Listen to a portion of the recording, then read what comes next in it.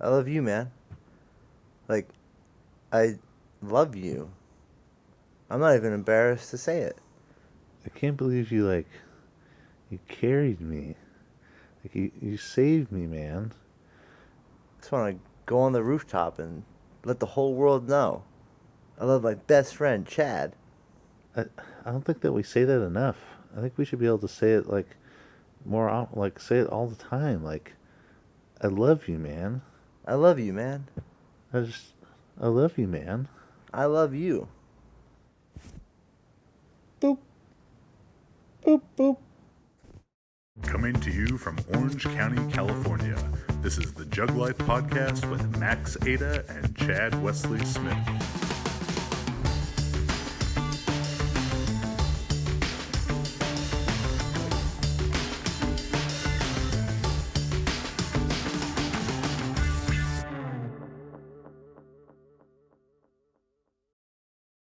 Hey everybody, what's up? Chad Wesley Smith here, bringing you another episode of the JuggLife podcast. I'm joined, as always, by my co-host, Miracle Max Montana.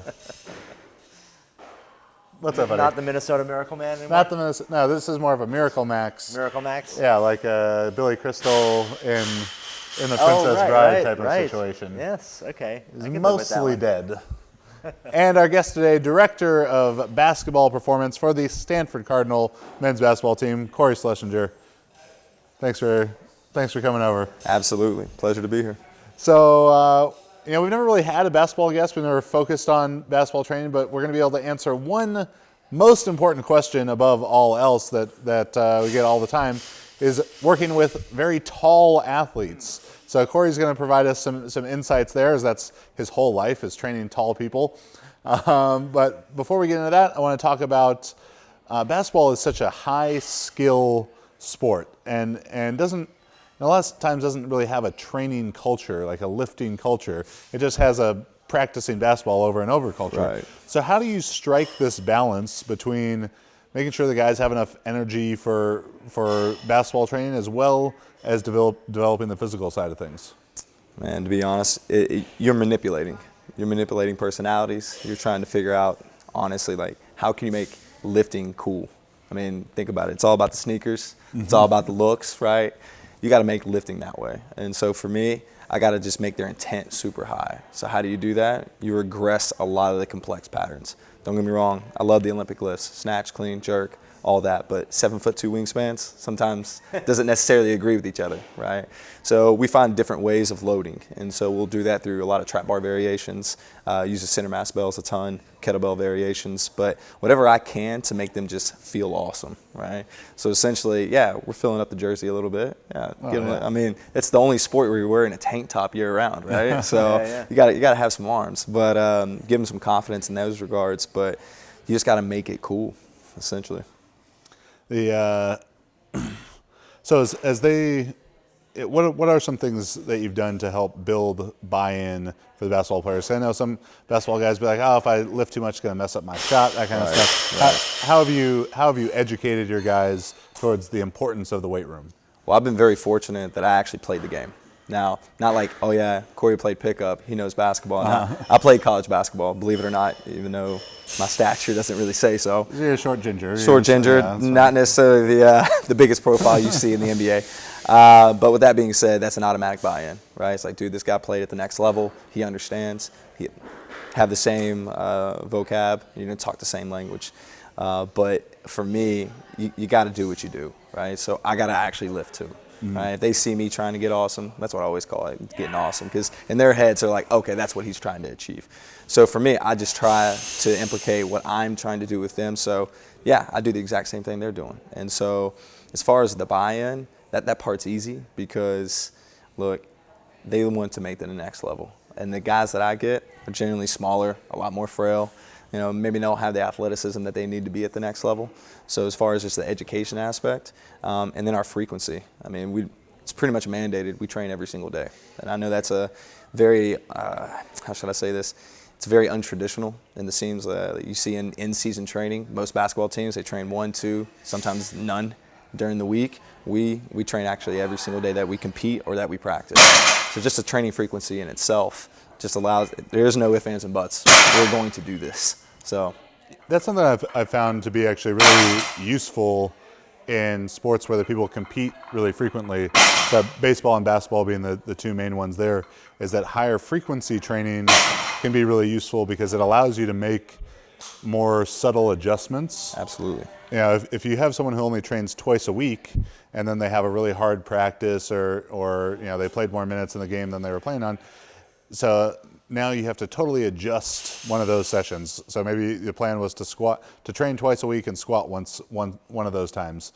Well, now if their legs are shot from practice that day, like, okay, well, where do we move the squat? There's only one other option. yeah. Right. Where if you're training 6 days a week, you know, you can take 2 sets away here, add one here, and still equate the volume throughout the week. Yeah, absolutely. That was the number one problem we ran into is, yeah, okay, now we're in exams, or my girlfriend broke up with me, or I didn't wake up for breakfast, whatever. I mean, there's every excuse known to man in team sports, especially with my guys. So at that point, look, if I only have 1 to 2 times to train them, if we miss one of those sessions, that's 50% of the training of the week. Well, what the hell am I going to do now, right? So now I'm going to wait till next week? Okay, great, right? So the idea with us for the high frequency training, do they come in shitty? Just kick them out of the weight room. Hey, man, you know what? Just go get some shots up. You'll be all right. So you only lose, 10% of the training that week? You can make that up.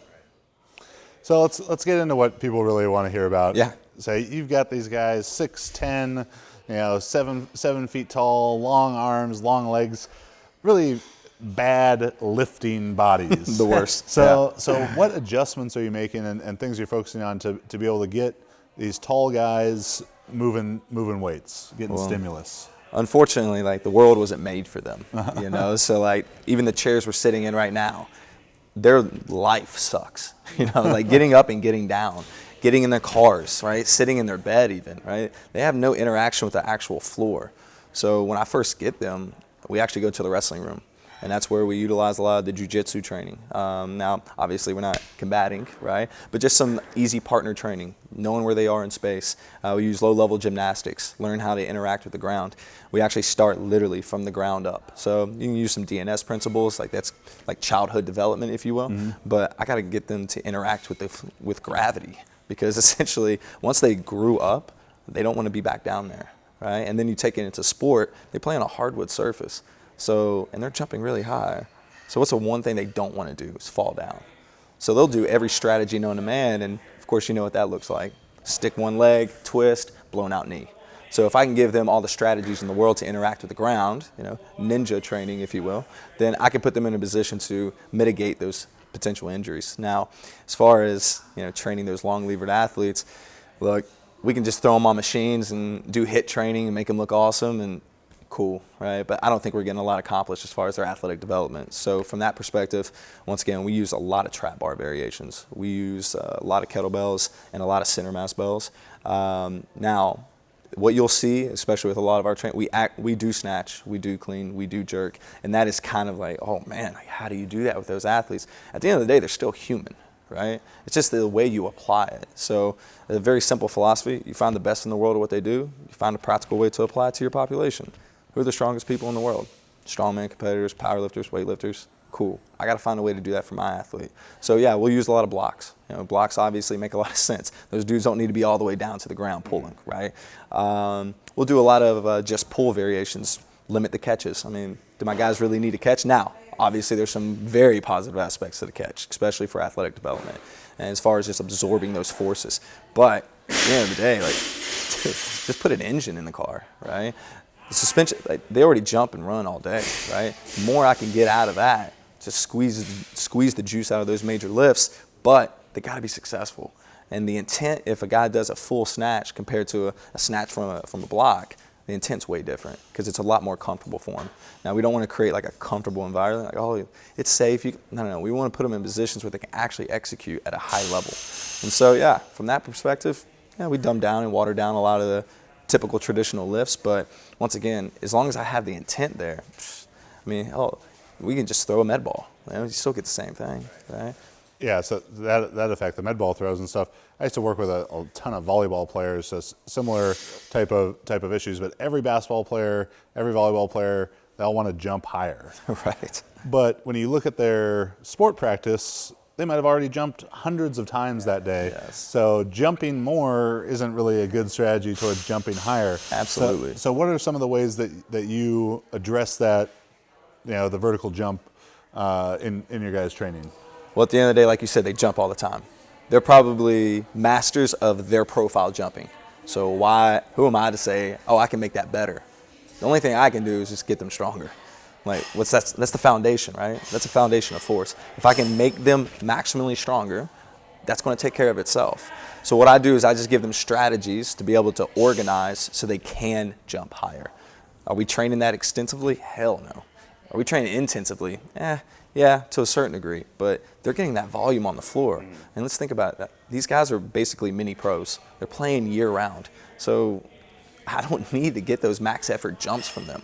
What I need is just to get them cock strong. Relative, okay, relative.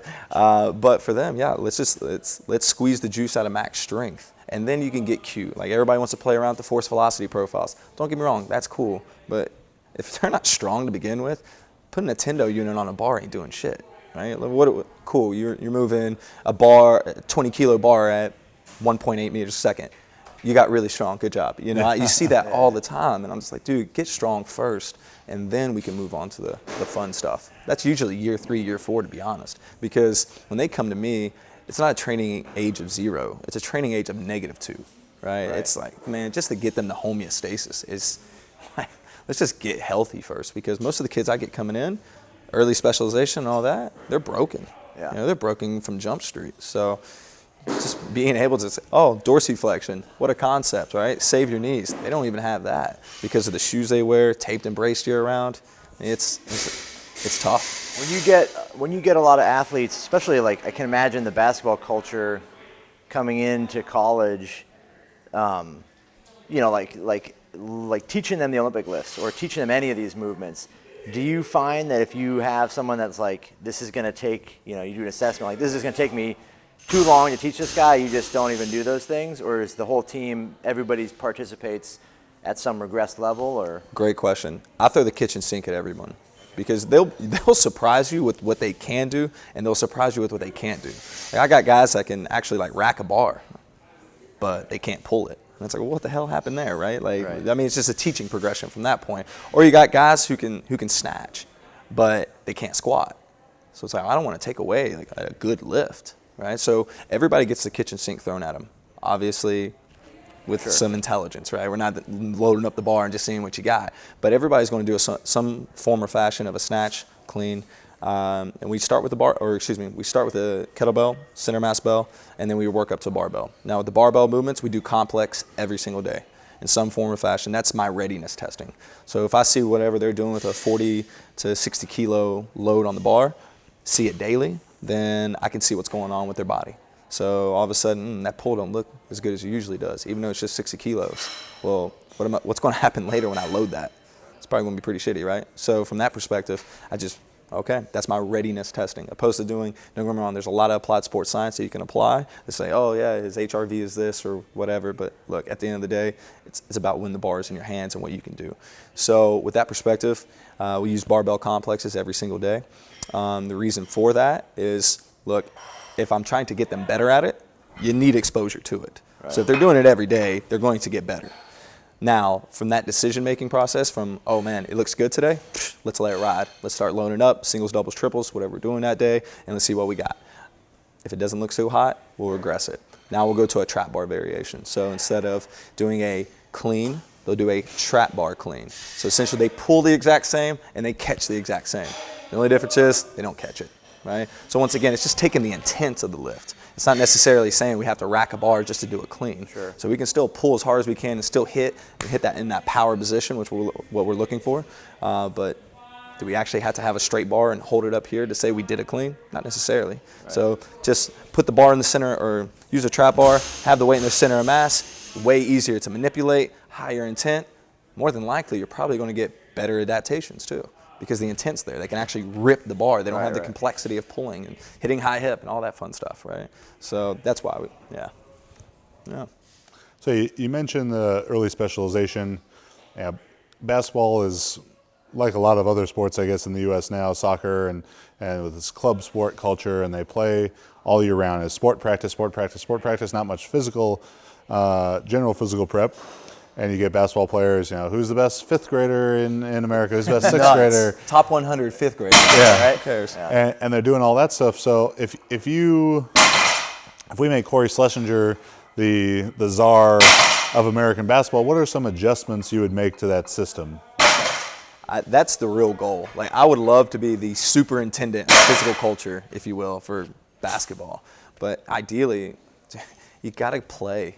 Like, let them do other stuff. Get them off the court. Like, let them play soccer. Let them do other stuff. But as far as like general prep, like from an early age, can you move well? Like, all right, let's put them through a jungle gym. Great, just do simple stuff. Like, when I get my guys, it's basically physical education class. Like, it's PE from back in the early 70s or 60s or whatever. And I sometimes I get clowned on for it. It's like, Cory, why are we hanging from a chin-up bar? Well, your shoulder health sucks, right? You can't stabilize anything. So being able to hold for a long period of time, yeah, you actually get some shoulder stability. Great.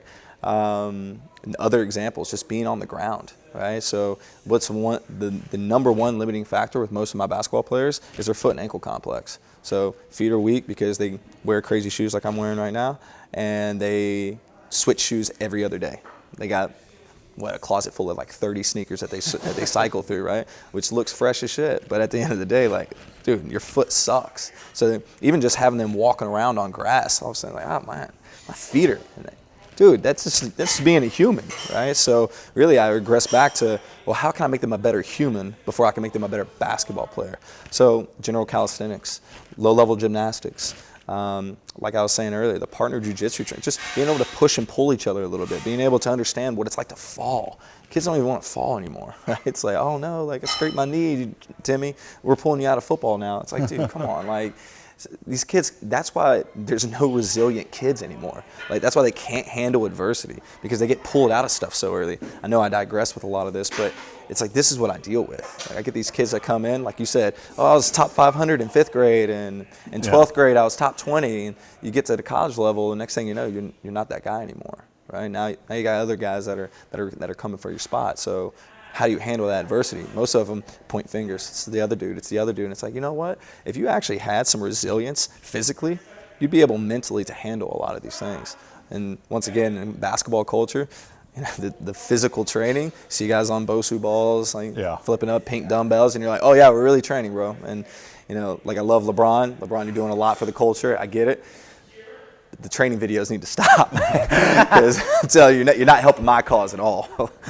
And you look at, LeBron's probably the kind of guy who could look at a barbell and just get stronger. Do a couple push-ups and gets jacked. You think that we often see in weightlifting and stuff where the European model tends to be better, and as European players have become more and more prominent in basketball, do you think that they're taking a better long-term development model with a lot of those guys?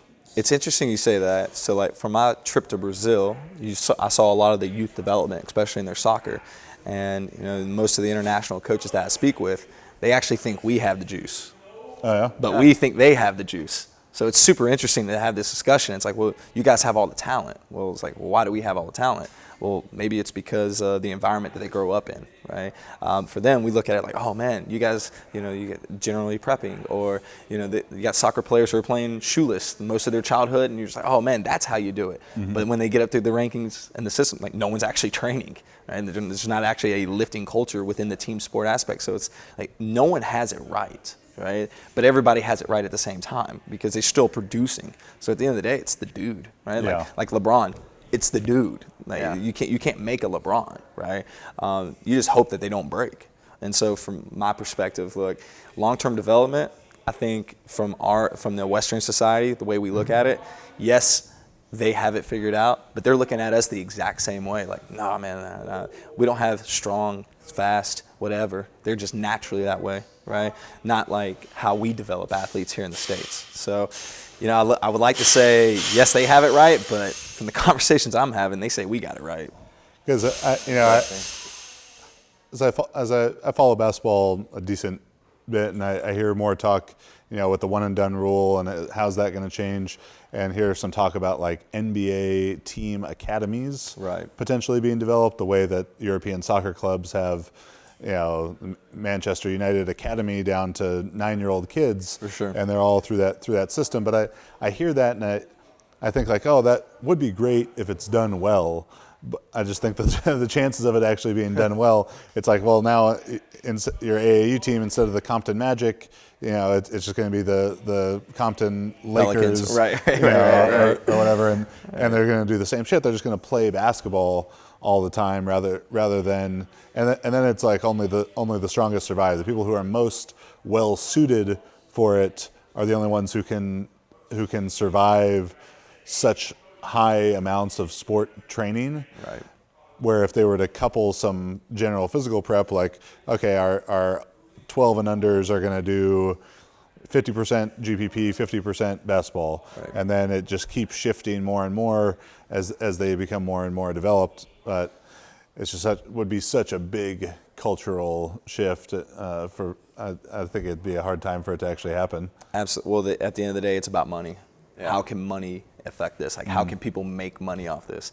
And that's where AAU comes in, right? That's what started making money. Why? Because the shoe deals came in, right? So they're getting these kids, man, I'm identifying this kid at 8th grade. Yeah. Oh, his AAU program, you best believe they're going to have Nikes, right? Yeah. And then, Nike, now he's got to go to that Nike school. Okay, cool. Now you're going to sign that Nike deal, or you're going to make me $150 million year one, right? So who's going to make money from it? Yeah. And if you can figure that out, hopefully it benefits the athlete opposed to the other way around. But you can look at NCAA and it's like, are we really benefiting the athlete with the free education? Yeah. Right? Now, don't get me wrong, at Stanford, I honestly think we are, because you get a Stanford degree, you good. You're going to be all right, guy. You're going to be all right in life, But you don't always hear that scenario. You hear about kids who graduate who can't even read. And you're like, oh, sweet, you got that piece of paper, but you can't even articulate yourself in an interview. How's that going to work out? Just because you play doesn't mean anything. So that's where, look, someone's taking advantage of someone in any situation. But as long as we have the thought of, okay, this is the health and the longevity of the student athlete or whatever we're trying to accomplish, whether the little kids all the way to the pros, then we should be all right. But someone's going to manipulate that in some form or fashion. When you look at basketball players' weight room numbers, like, just for our audience, our meathead powerlifters and weightlifters, For sure. What's a strong basketball player? Like, who is a basketball player you've been around or worked with who's like a strong weight room guy? So, man, that's such a good question, and I have so many answers for it. I'll try to keep it short and simple. What you find is the best basketball players are your worst weightlifters, and your worst basketball players are your best weightlifters. So you think a lot of that's probably in that the best basketball body is the worst lifting body. Absolutely. Yeah. Now like Kevin Durant, it'd be really hard for that guy to lift weights. 20 push-ups, I want to see it, right? But at the end of the day, who cares, right? Yeah. You put the ball in the hole. But I did have a unicorn, and I had one unicorn who had it all. Strong, long, and can play, right? So some of his numbers, he had a 130 kilo clean for a double from blocks. How tall was he? 6'8", 6'10" wingspan, 250 lean, lean. And I was like Adonis, that was always fun. Back squat, well over 200 kilos, probably like 240, 250 if I really pushed him. But, that's the other thing too, especially with social media now. Everybody wants to display their athletes, and it's like, dude, does he need to hit 270? No, Jesus, back it off, man. He plays basketball. Yeah. Well, and it's such as a strength coach, such a simple, the simplest metric. Be like, hey, to go to your head coach and say, well, we got, and I see this more in football, certainly. Well, we've got this many guys who bench 400 and this many guys who squat 500. Sweet. And so, well, how much better did they get at football, or how much better did they get at basketball? Right. And that's where it's like, what is strong enough? That's the age-old question, especially in basketball. What is strong enough? For me, can they play? Are they available? Yeah. I mean, they were brought here because they can play the sport, right? They weren't brought here to lift weights. Now, do I like them lifting weights? Yeah, of course, right? And do I want to have some numbers? Yeah. Am I going to push the envelope on those numbers? That's up for debate. You going to play a lot of minutes, or are you going to be the walk-on sitting beside me? You the walk-on beside me, I'm going to break your ass. Right? Why not? You're just going to make you look awesome in warm-ups, right? So, who cares? And then you make me feel a lot better about my job. Now, the guy who's putting up minutes, hey, man, you know what? These trap bar variations are very good for you. Yeah. And this is why they're good for you, right? When you look at guys in the NBA, who is someone who strikes you as like, that dude's really doing his training really well? Man, Vince Carter. Yeah, Vince he's Carter. been around for 20 years. Exactly, and that's where I have the conversation with my athletes all the time. I'm like, look, Vince Carter values his training at a high level. Like, I'm very fortunate to know the strength coaches there, and they told me his work ethic at the age of 40 or whatever he is, like, he still worked out almost every day, and he's put in his time for general physical preparation just to prepare his body. Dude's 40-some years old and still hooping. That's crazy to talk about. Like, you got guys that are breaking down at 26, right? So if you do it early in your career, dude, you're going to be fine, man. You're going to be fine. What you really hear is when the guys like that go overseas and play, and when they come back, they're like, "Yeah, you're right. Yeah, I was very fortunate to have you, the nutritionist, the physical therapist. That doesn't exist over there." I'm like, I know. And the people who don't take advantage. Yeah. I mean, you hear about LeBron spending $1.5 million a year, and he's traveling with his masseuse, physio, nutritionist, trainer, everything. Especially 82 games, and they go to the playoff. They go to the finals every year, 100 games. Like that's a lot of pounding to be 6'8", 260, and running on hard surface. And supposedly he's at the peak of his career, or coming down from the peak, but his numbers are getting better. Yeah. So what do you say, right? Yeah. It's not always the guy who's actually the best. I'm not saying LeBron's not the best, he is, but like it's the guy who plays the most. Mm-hmm. So how do we make them play the most? I like to think getting strong helps. Great. That doesn't necessarily work for everyone because the demands of the game doesn't necessarily need that. You don't like now until the game changes where like at halftime you put a squat rack on the court and whoever squats the most weights gets points. Like, yeah, we're going to train a lot different. But sometimes, man, it's just, yes, I hate the word maintenance, so I don't want to use it, but it's just you got to do whatever you can to make sure that the engine is running. If you can do that, I don't care what form that takes. If you're doing yoga all day, which I'm not saying I'm a proponent of that, just saying Kevin Garnett did it. He had a very long career. He was also that dude too. So at the end of the day, everybody looks good at whatever they're doing if they're that dude. yeah, and basketball seems like more.